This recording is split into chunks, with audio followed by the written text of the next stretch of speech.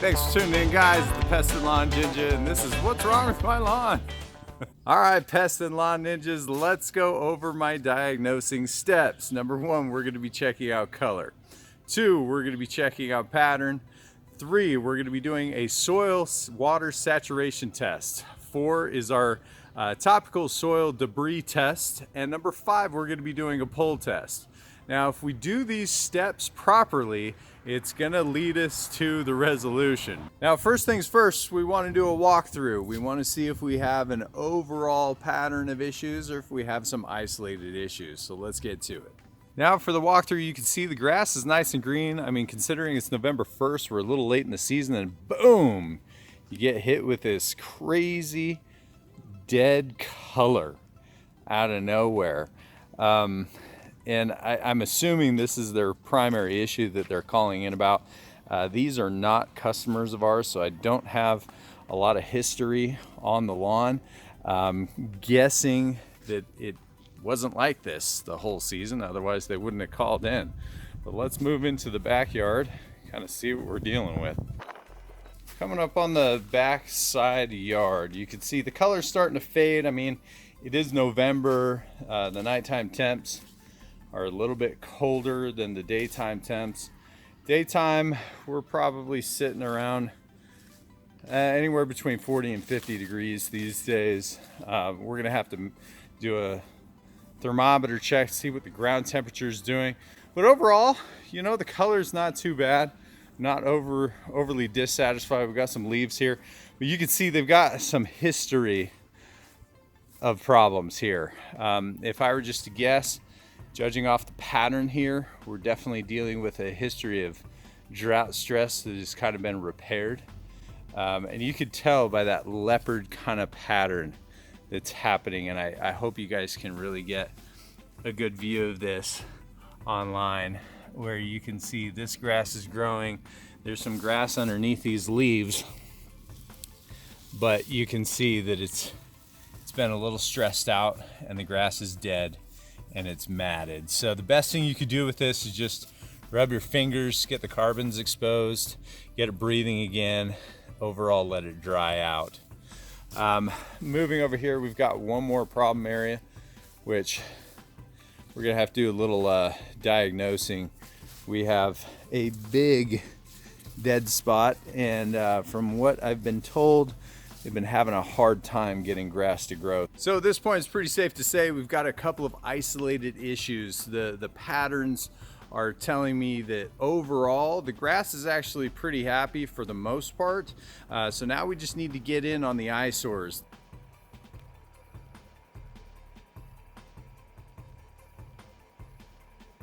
So let's take a look at these soil samples from right to left.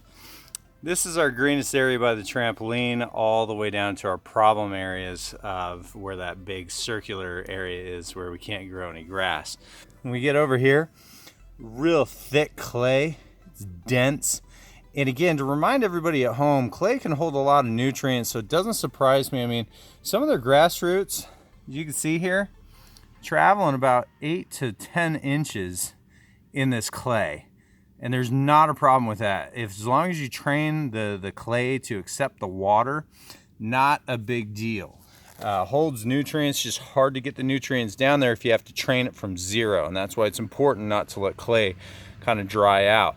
As you can see here, this was our problem area where the lawn was a little thin, and where I expressed my concerns about some drought dormancy stress. Now, the interesting part about this is we do have roots coming down. So I'm gonna look at the crown layer next. I've seen this happen a couple of times where the roots are still happy, healthy, it's still growing downward, but we're not getting any blade growth, and that's not uncommon to see. This was the green area before. We got to that massive area where they're claiming that they can't grow grass, and then all of a sudden in that area you can see gravel all the way down, and I'm only pulling about a 3-inch plug or less.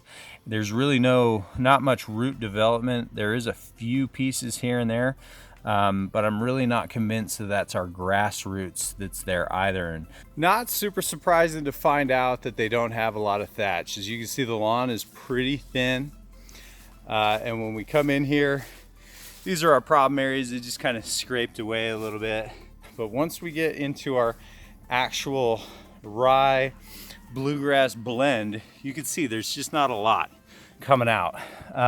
Having this little is okay. I give these guys an A-. It's going to be a couple of years, if not 3 to 5 years, before they're really going to have to do any power raking. So the backyard thinning out, it's no surprise that it's due to a lot of the shade going on. My suggestion to the homeowner is going to be to find a rhizomatous ryegrass as opposed to the rye that they have that's just kind of forming a stalk. Now, rhizomatous tendencies are going to cut down on a lot of the weeds because the grass is going to be thicker and it's going to let less weed seeds penetrate to the soil.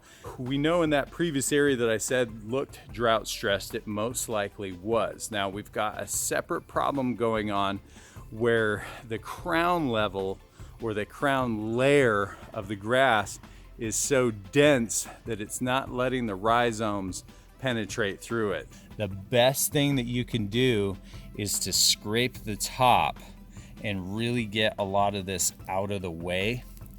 It's acting more as a weed barrier than anything else. And so you want to take a rake. If you have a thatch rake, you really just want to rough this up to see if you can get these rhizomes pushing.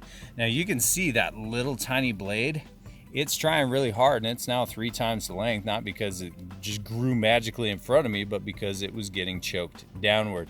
It's growing sideways as opposed to growing up. Now moving on to this area that they're struggling with, we've got gravel, we've got a lot of stuff going on here.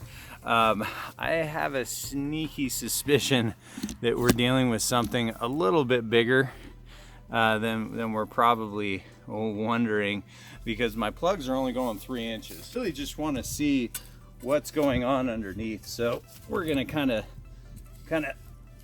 aerate this a little bit and get under here, because you can see we've got some fibrous materials. Sometimes it's just best to get down here, because my soil probe, it literally just stops about right here, and there's something hard. And looking at all these fibers, I'm guessing we have a tree. And as you can see, here we go. We've got tree roots. And I'm about 99% positive that they took a tree out and they've never treated the trunk. And a lot of times when you don't treat the trunk, the tree keeps spiraling out. It doesn't actually die. And then whoever was the smart guy here decided to put gravel. And I'm kind of wondering if at one point they just thought that they were going to plant a flower bed of some sort on top of this. Now, this dead spot that we had going on, pretty safe to say that we're dealing with a tree trunk. Now, just to be sure, I'm going to end up calling the homeowner and making sure that I'm on point, and that's exactly what it was. Chances are they're going to know. So I was able to get a hold of the homeowners, and that spot in the back indeed was a tree trunk. Looked like they removed actually 3 trees.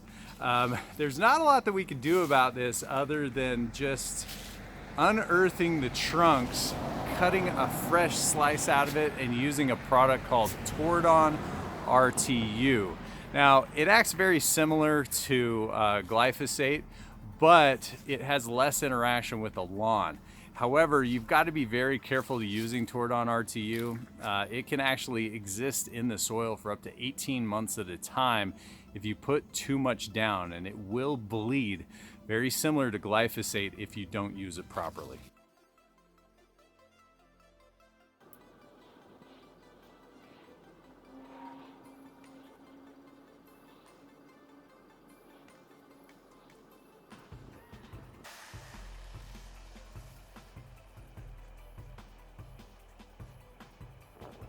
Now, this problem is really interesting. Typically, we're going to be dealing with a lot of stress dormancy from lack of water when it comes to these kind of problems. But as you can see by the soil samples here, it's just as wet in the green spots as it is the brown spots. So thatch test wise, ended up checking it out. It got really dense in that area. Now the dead grass that I'm pulling out, or the mulch that's stuck at the very bottom layers on top of the soil, it's black, like almost like charcoal color. So I'm a little confused here. I think we should really just dive into step number 5, the pull test. Not as concerned with the green areas. Now, the green areas with the debris test, we ended up having more debris in the front. They're probably, if they want a nice rich color, they still have a ton of ryegrass in this front yard that's not rhizomatous. So if they want that rich color, they're gonna have to lightly rake through it in this up and coming season. Otherwise it's gonna get clouded and it's not gonna be as thick either. Now, as for the pull test, I'm gonna grab my bear claw and I'm going to tug on the grass. Now, the point of this exercise is just to see if we're dealing with turf insects or if we're dealing with something that has permanently damaged the grass, like a fungus. Now, as you can see as I'm going through this lawn, everything is nice and secure. Nothing is pulling out. We know we don't have to deal with turf insects or a possible fungus. It is warm. Just make sure that that's down far enough, because we are registering temperatures at 53 degrees, which means the grass is still growing. All right, so let's dive into this grass here real quick. As you can see, we get in here. Pull test is not really revealing anything. Now, the thing that's really interesting is it's coarse, but then all of a sudden we have all this live grass that's popping through without a problem. Most of this is bluegrass, but we've got some fescue that's a little bit wider blade, kind of mixed in with our bluegrass. But if we look at it, it's kind of telling us something.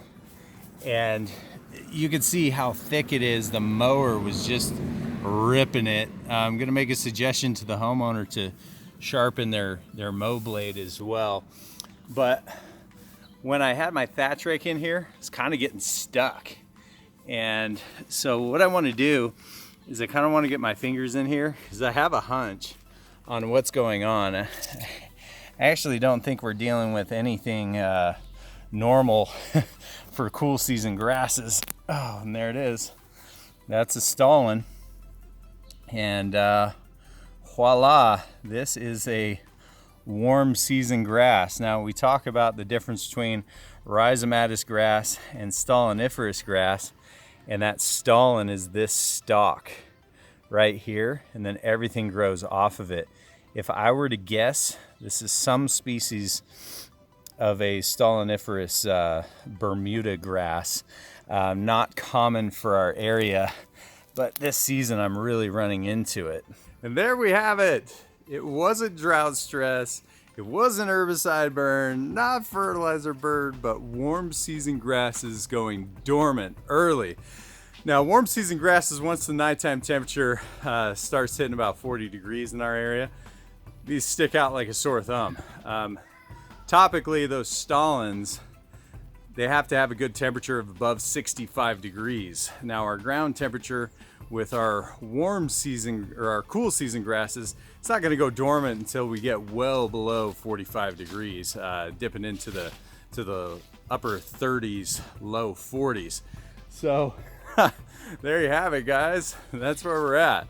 Well, let's talk about a few options to fix this problem. Now, I gotta admit, this one kind of tricked me a little bit at first. I thought that we were gonna be dealing with a little bit of burning, scalping issue, or even lack of water, like a broken sprinkler line, just judging on that kind of that line that we have, when in all reality, it's just a warm season grass mingling in with the cool season grasses. Now, the nice thing about the winter time is these stick out like a sore thumb, because your cool season grasses go to bed much later than your warm season grasses in my area.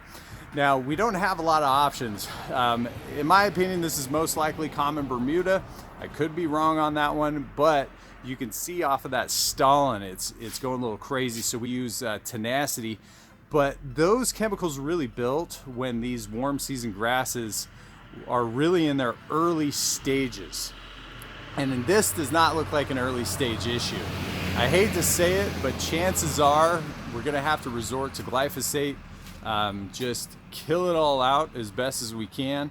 It's not going to go away in one treatment. They're probably gonna have to treat it 2 or 3 times and then overseed it. So these are the things we're gonna have a talk with the homeowner about. Now, as for the thin grass, I've got a couple of options for them. We know the ground temperatures are 52 degrees. I don't feel like that's gonna hold on long enough to do an overseed right now.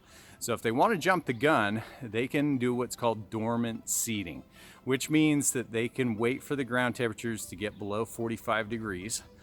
Permanently for the season. They can aerate and then put the seed down. Now, I like to do this. It's a lazy man's approach. Mother Nature's been doing it for thousands of years, but there is some truth to the fact that some of that seed is going to die with the cascading temperatures going up and down in the springtime. Now, the only other option they have is to wait till April when the ground temperatures are permanently above 52 degrees, or they could do the dormant seeding in February right after the snow melts. Man, these lawn assessments are just getting harder and harder, guys, but I love them. Keep them coming.